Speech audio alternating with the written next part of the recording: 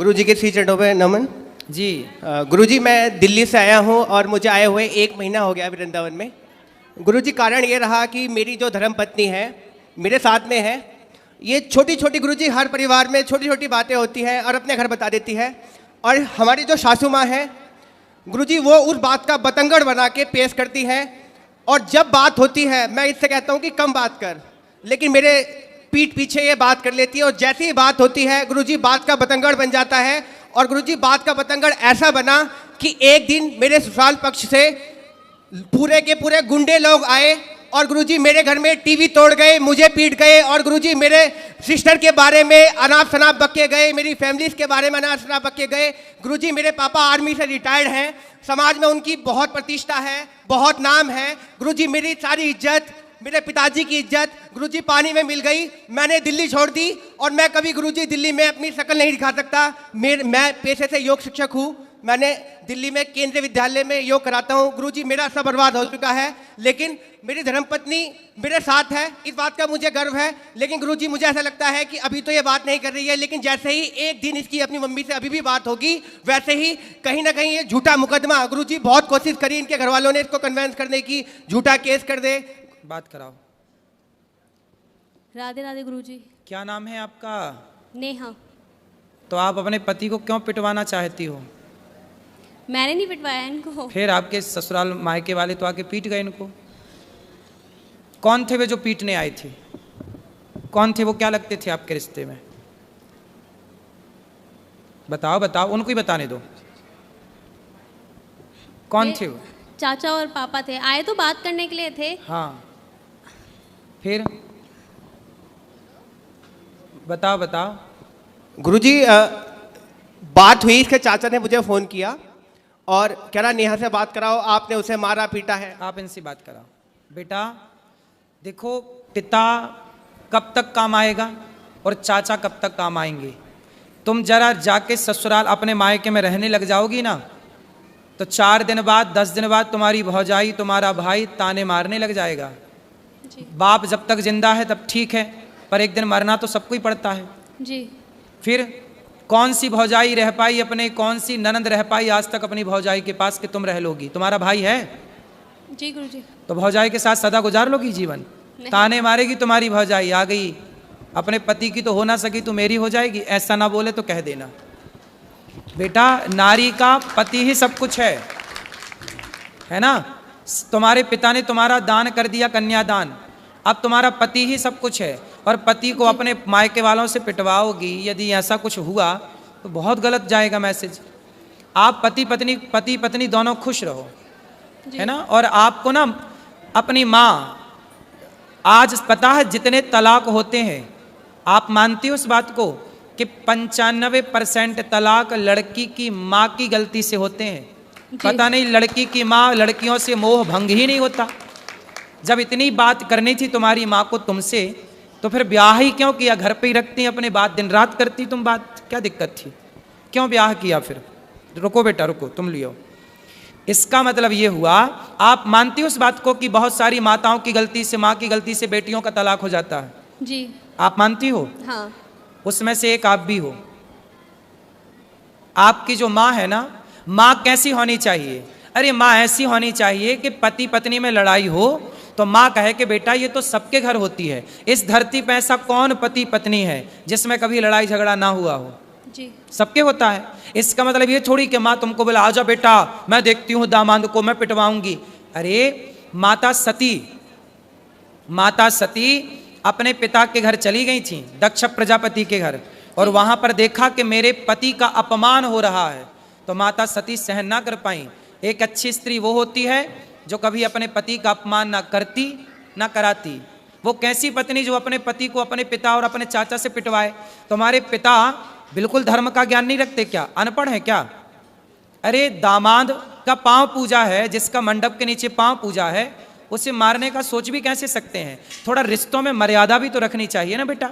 ऐसे थोड़ी गुस्साई तो हाथ किस पे उठा रहे हैं ये भी तो सोचना चाहिए। भाई दामाद के पांव पूजे जाते हैं मंडप के नीचे, चाचा ने भी पांव पूजे होंगे, और आज वो चाचा आके मार के चला गया, तुम्हारे कारण तुम्हारा पति पिट गया, तो क्या ये तुम अच्छी नारी का परिचय दे रही हो? ऐसे रिश्ते नहीं बेटा। देखो पति सर्वोपरि है। स्त्री के लिए बताओ, स्त्री के लिए माँ बाप भी सर्वोपरि है, माँ भी सर्वोपरि है, ठीक है, पर अब तो आपका विवाह हुआ तो पति सर्वोपरि है ना। जी। फिर तो आपके पति के साथ आपके परिवार वालों ने सही किया कि गलत किया? गलत किया।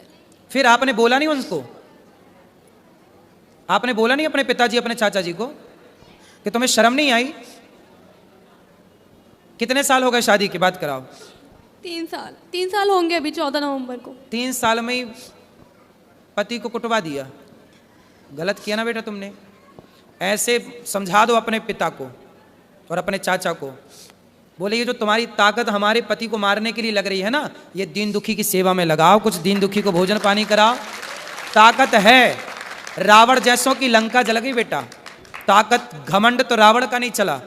तो बोल देना अपने चाचा को और अपने पिता को, जी गुरुजी। है ना, कि मेरे पति को आप सुनो, आपका धर्म है कि आपको पति की तरफ खड़े होकर बोलना चाहिए, चाचा मेरे पति की तरफ आंख उठा के मत देख लेना, ये आपका धर्म कहता है। ठीक है। ठीक है। तो आप किसके साथ हो, माँ के पक्ष के पति के साथ? इनके साथ। तो पति आपके शराब पीते हैं? नहीं। गलत है? नहीं। आपको प्यार करते हैं? बस एक्सेस बोलते हैं, बहुत ज्यादा एक्सेस बोलते हैं, जरूरत से ज्यादा बोलते हैं। अभी बेटा शादी के 3 साल हुआ है। 3 साल में ना बेटा, आम का पौधा लगाओ तो उसको भी 5 साल लगते हैं तब वो फल देता है। क्यों जी, आम का पेड़ कितने साल में फल देता है? 5 साल में। बेटा भी तुम्हारी शादी के 3 साल हुए हैं। शादी को थोड़ा मैच्योर तो होने दो, रिश्ते को पकने तो दो। जब पकेगा, जब एक दूसरे को समझोगे। अब तुमने उसे ऐसा करा दिया तो उसके अंदर तुम्हारे प्रति क्या श्रद्धा रहेगी? अब तुम हमें पिटवाओ और फिर हमसे उम्मीद करो कि हम तुमसे प्यार करें और तुम्हारा सम्मान करें। बेटा सम्मान दोनों तरफ से होता है। जब तुम सम्मान करोगी ना तो हम भी करेंगे, और तुम हमें गाली दोगी तो फिर हमसे सम्मान की कामना मत करना। ठीक है? गुरुजी एक बात और कहनी थी। और सुनो, तुम भी कितना बोलते हो पत्नी को, क्यों इतना उल्टा सीधा बोलते हो? गुरुजी मैं ऐसा कुछ नहीं बोलता, मैं बस ये बोलता हूँ कि बस अपनी मम्मी से उतना ही बात कर गुरुजी, मैं कभी जाने को मना नहीं माँ करता। से बात करती है बेटी, इसमें बुराई क्या है? माँ से तो हर बेटी बात करती है। और गुरुजी अभी मैं- शादी के 3 साल हुए हैं, थोड़ा अभी तो उस घर से निकल कर इस घर में आई है, उसको भी तो थोड़ा मौका दो। गुरुजी कॉलोनी में ये बोलती है कि मैं हिजड़ा हूँ। कौन बोलता है? इसकी मम्मी, और हमारी बच्ची हो गई, पूरी कॉलोनी में ये बोलती है, ये दवाई खा खा के गुरुजी पता नहीं क्या क्या बोलती है। गुरुजी मेरे को इतनी शर्म आती है कि मैं गुरुजी बता नहीं सकता, आप पूछो गुरुजी। क्यों बात कराओ? तुम अपनी माँ को बताओ ना बेटा, है ना? तुम्हारी माँ ऐसा बोलती हिजड़ा है, ये सब नहीं बोलना बेटा। माँ को समझाओ कि माँ तुम अपना काम करो।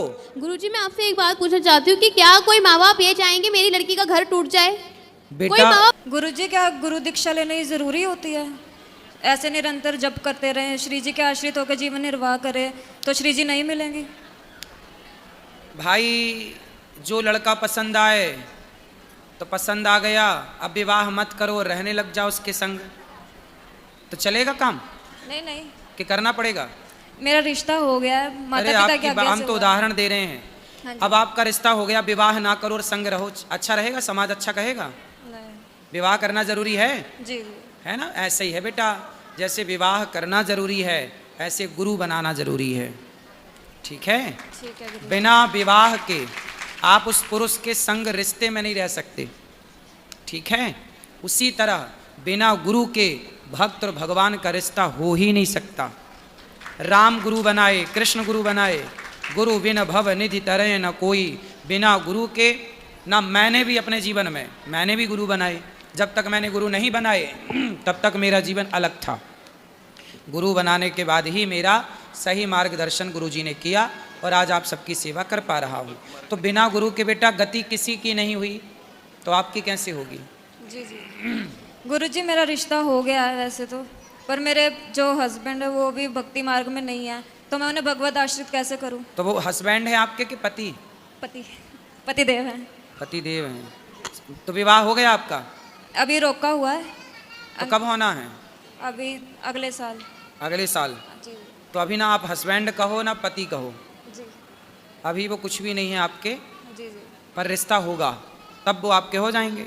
जी। ठीक है? तो ठीक है, अब आप ये कह सकते हैं भाभी पति होने। मेरा क्वेश्चन एकादशी को लेकर है। जैसा कि एकादशी सभी को करना चाहिए, उस दिन अन्न खाना पाप है, बट मेरा क्वेश्चन ये है कि जैसे बच्चे हैं वो उपवास नहीं कर सकते, लेकिन कुछ ना कुछ खा लेते, अन्न नहीं खाएंगे लेकिन खाते रहते कुछ हाँ ना कुछ, खाएं, बच्चों का दोष नहीं है, लेकिन बच्चे उपवास तो करते हैं वो। फल लेकिन खाएं, फल खाएं, बिल्कुल जो मेरा खाएं। सवाल ये है, अगर उस दिन हमारे घर पे मेहमान आ जाते हैं, अभी उनको तो हमें अन्न खिलाना, तो वो दोष तो हमें लगेगा। नहीं, उनको भी फलाहार कराओ ना। अभी जैसे कोई बाहर से आ गया है, तो मैं तो जैसे फलाहार ही अब करा देती देखो, हूँ, मैं तो हाथ जोड़ देती हूँ। एकादशी के दिन गौरी गोपाल में भी बटना बंद नहीं होता प्रसाद, जी पर उस दिन अन्न ना हो करके यहाँ पर वो फलाहार बांटा जाता है, जो जी कि जी व्रत में खा सकते हैं, हाँ वो गुरु जी, पूरे लेकिन- सबको मिलता है। लेकिन सबकी जो सोच होती है, सबकी सोच वो के वैसी चक्कर नहीं में ना होती। पड़ो। अभी- आप बोलो आज एकादशी, हमारे घर आज फल मिलेगा, आप फल खाओ, नहीं, हम तो फलाहार सिंघाड़े के आटे का प्रयोग कर लो। मैं तो जैसे नहीं, लेकिन काफी जनों का ये रहता है कि हम अनाज नहीं खिलाएंगे, तो ये भी एक हमको दोष नहीं लगता है ना कि हमने उनको खाना नहीं खिलाया, ये पाप हमें लगता नहीं ना। भाई हम कह तो रहे हैं कि उनको फल खिलाओ, सिंघाड़े के आटे का पदार्थ बना के खिलाओ, जी ये तो कह रहे हैं इतनी देर से हम। जी जी, खिलाओ, राधे राधे। खुश रहिए।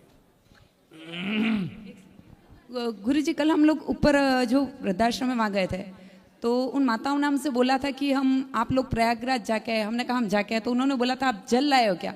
तो गुरुदेव वो जल हम आपको देना चाहते हैं, वो आपके हाथों से आप उन जियो श्याम लाला, जियो श्याम लाला, पीली तेरी पगड़ी रंग काला। जियो श्याम लाला, जियो श्याम लाला, पीली तेरी पगड़ी रंग काला। हो जियो श्याम लाला, जियो श्याम लाला, पीली तेरी पगड़ी रंग काला। हो जियो श्याम लाला, जियो श्याम लाला, पीली तेरी पगड़ी रंग काला।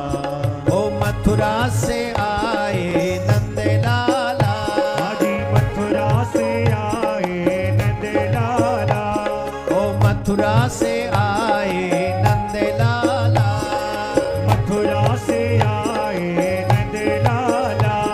और गोपियों से पड़ गया यहाँ पाला। अरे गोपियों से पड़ गया यहाँ पाला। ओ जियो जियो, जियो जियो, जियो श्याम लाला, जियो श्याम लाला, पीली तेरी पगड़ी रंग काला। ओ जियो श्याम लाला, जियो श्याम